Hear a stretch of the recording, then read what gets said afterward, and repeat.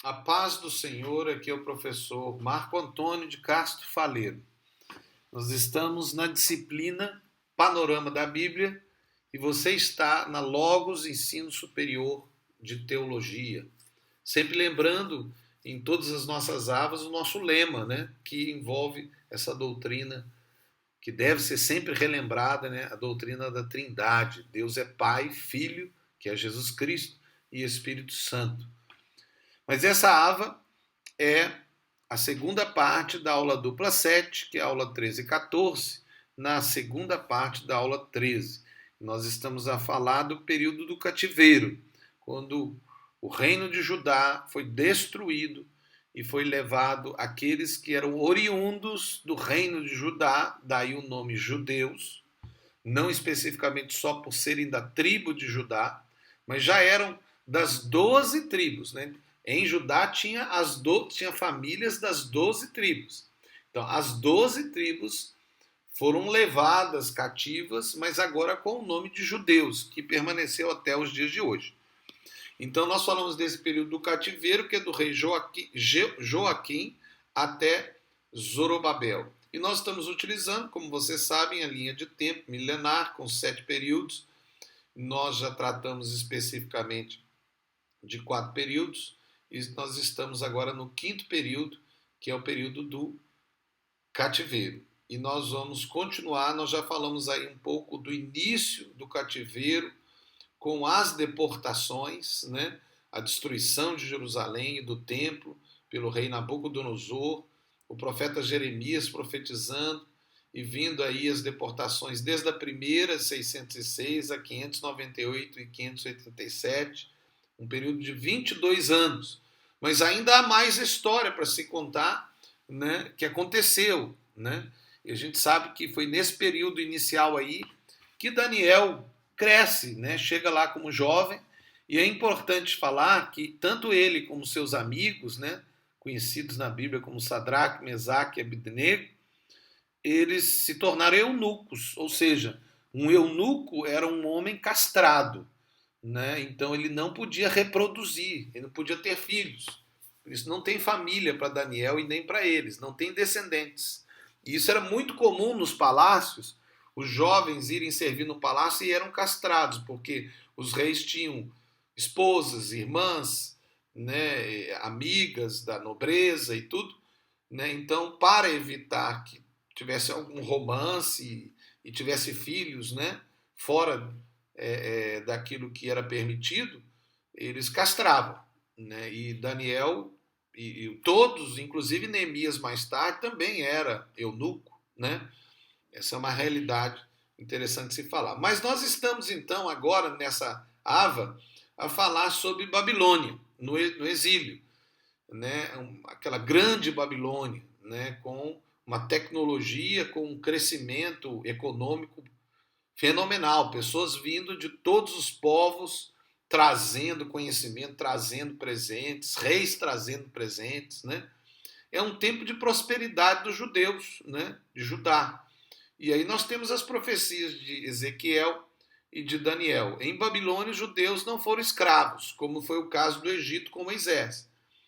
Eles eram, sim, cidadãos subalternos, não eram como os babilônicos, mas eles tinham praticamente os mesmos direitos. Inclusive, havia leis estabelecidas por esses reis, já começando a ideia de leis, né? Fazerem que os reis não fossem completamente absolutistas, né? Os reis ainda eram submetidos às leis também, apesar de que eles tinham às vezes a autoridade de mudar as leis, né? Mas essa realidade fez com que os judeus vivessem uma vida tranquila, uma vida boa, próspera. Não foi uma tristeza horrível, né? Babilônia mudou a cultura e a história futura dos judeus. Eles se tornaram comerciantes extremamente religiosos, né?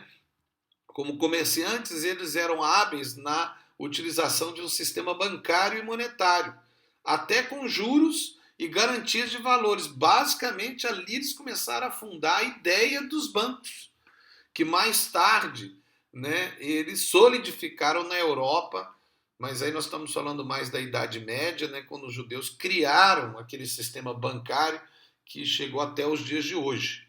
Mas foi ali que eles começaram a ter a ideia, né? Inclusive, uma família judaica que prosperou, por exemplo, daquela época, deixou à posteridade documentos de seus negócios em tabuinhas de barro, que era a forma que eles escreviam na época, que chamava Murrachu e Filhos. Eles eram um grande banco internacional, com seguros, contratos de empréstimo e até arrendamentos, bens móveis e imóveis, e a sede deles era Nippur. Eles tinham filiais em todas as praças. Assim era a sua firma, conhecida e famosa em todo o mundo, os lordes da Mesopotâmia. Quer dizer, os judeus começaram a ser o que eles são hoje. Né? Aonde eles chegavam, eles prosperavam, se tornavam poderosos e começavam até a ser mais poderosos do que as famílias nobres, e em alguns casos até mais que os reis, como no tempo da Idade Média. Mas foi ali em Babilônia que começou a construir esse tipo de judeu, porque antes eles não eram assim, né? Eram mais pastoris, uma sociedade feudal, né? Ali eles começaram a ter famílias poderosas. O banco também recebia calções para garantia de dívidas, possuía até seções especiais para toda circunstância de vida, ou seja, seguros de todos os tipos, né? A taxa de juros montava a 20%, não estabelecida pela Macharou, bem entendido. Era a taxa usual daquele tempo. Então, não era Macharou que fez 20%, eles só seguiam aquilo que era usual em Babilônia. Na sua pátria havia apenas camponeses, colonos, criadores e artesãos. A lei de Israel não conhecia nenhuma disposição sobre comércio. Para eles isso era estranho, no tempo de Israel, do reino de Israel e antes. Na verdade, a palavra cananeu equivalia para eles lojista, mercador, cujos pecados os profetas fustigavam profundamente. Então eles tinham, na verdade, uma certa aversão ao comércio, que foi tudo mudado lá em Babilônia. Foi em Babilônia que os judeus se tornaram verdadeiros comerciantes e banqueiros. Apesar dos bancos serem nessa época apenas locais de apoio a negócios com garantias provindas de calções, já havia escrituração e a ideia original do dinheiro. Né? Então eles começaram aquela ideia do dinheiro ter um calção, né? Como nos dias de hoje, né? Por exemplo, a ideia de que o dinheiro tem um tanto de ouro, que confirma, né? É lógico que hoje as coisas já estão a mudar tudo, mas ali começou essas ideias. A formação do judaísmo atual, aí já estou falando da religião judaica, né? Foi ali, da forma que é hoje. Nasce então um rabinato e a formação de tradições unidas e a formação das sinagogas. Já havia sinagogas. Sinagoga era o local onde não havia o templo, porque o templo estava em Jerusalém, mas agora o templo estava destruído. Aonde eles iriam ler a lei e aonde eles iam cumprir a lei? A lei não podia ser cumprida porque tinha que ser feito sacrifícios, e os sacrifícios só poderiam ser feitos no templo. Então o que eles faziam? Liam a lei e criam nas promessas da vinda do Messias, né? E onde era feito isso? Nas sinagogas, que que estavam espalhadas pelo reino de Babilônia, e não só pelo reino de Babilônia. Já chegava-se até mesmo em outras regiões, como o caso específico de Sefarade, né, que diz que Salomão tinha negócios na Espanha, a Península Ibérica é chamada de Sefarade, né? Daí até o termo mais tarde, sefaraditas, a colônia judaica de lá, né? Mas havia colônia já naquela época lá. E é lógico que eles tinham sinagoga. Então nós vemos aí o tempo aí, Daniel, seus amigos, né? O rabinato com a sinagoga se espalhando e a nova religião que nasce naquele lugar. A cidade interior composta de edifícios de 3 a 4 andares é cortada por ruas absolutamente retas, tanto numa direção como a transversal, quando vão dar no rio. Em Babel, os judeus encontraram avenidas tão largas e retas como se houvesse sido traçadas por uma régua. Cada uma tinha um nome de um deus do panteão babilônico. Havia rua de Marduk, de Zadaba, na margem esquerda do rio. Babilônia era apenas a metrópole do comércio. Não era apenas uma metrópole de comércio, mas também a do culto, como se evidencia a sua inscrição.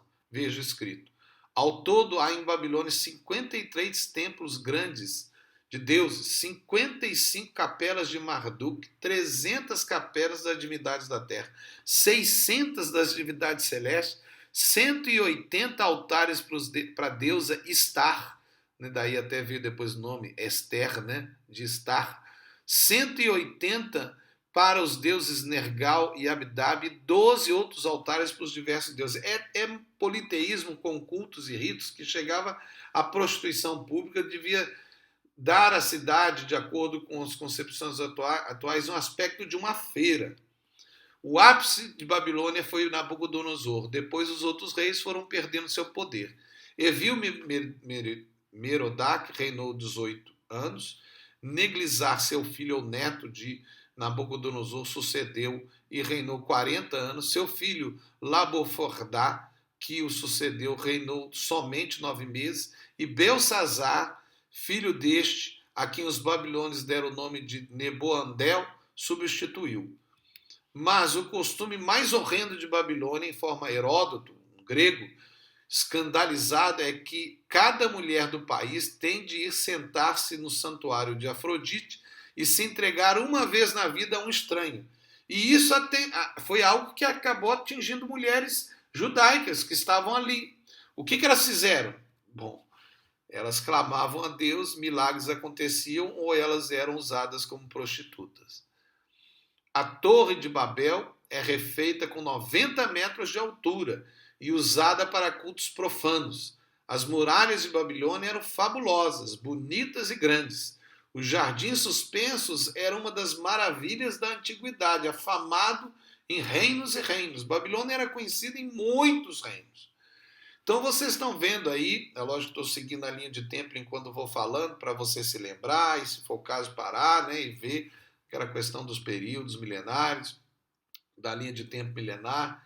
Mas Babilônia realmente era uma capital e trouxe aos judeus uma realidade totalmente diferente de tudo que eles tinham vivenciado antes. Mudou o povo judeu, fez do povo judeu um outro tipo de povo, não era mais aquele povo lá de Davi, aquele povo lá antigo dos juízes, de Josué, muito menos de Moisés, né? Um povo agora de comerciantes, de pessoas que sabiam negociar com juros. A lei não permitia cobrar do povo. Então, os judeus ali mesmo já começaram essa realidade que até os dias atuais eles seguem, agora por tradição, mas também por ordem da lei da Torá. Eles não cobram juros dos seus irmãos, mas dos outros eles podiam cobrar normalmente. E ali eles se tornam poderosos, famílias poderosas. Tanto é que depois, com o retorno de Babilônia, muitas famílias continuaram em Babilônia com seus negócios, até porque havia acordos entre eles de alguns voltarem, muitos voltarem, principalmente com os povos mais pobres, né, e com algumas famílias, e aqueles que queriam restaurar Israel, e alguns ficarem. Para quê? Para continuar com poderio de dinheiro para sustentar a construção do novo Estado de Israel. E olha que isso veio acontecer também em 1948. Né? Muitos, e até hoje, estão voltando a Israel, mas muitos ficam, principalmente lá nos Estados Unidos da América. Muitas famílias judias continuam. Para o quê? Para manter o poderio econômico. Né? E isso aconteceu em Babilônia. Quer dizer, a mesma realidade que aconteceu em 48 aconteceu na volta do exílio. Né? Então são como exemplos, né, dessa nova sociedade judaica que nasce ali em Babilônia. Então Babilônia foi um plano de Deus para estruturar a nova realidade do povo de Israel. Né? Aqui é o professor Marco Faleiro, na disciplina Panorama da Bíblia. Você está na Logos Ensino Superior de Teologia. Continue a ver as próximas avas dentro do cativeiro e a realidade do Império Babilônico e depois da libertação do Império Babilônico. Em nome de Jesus. Amém.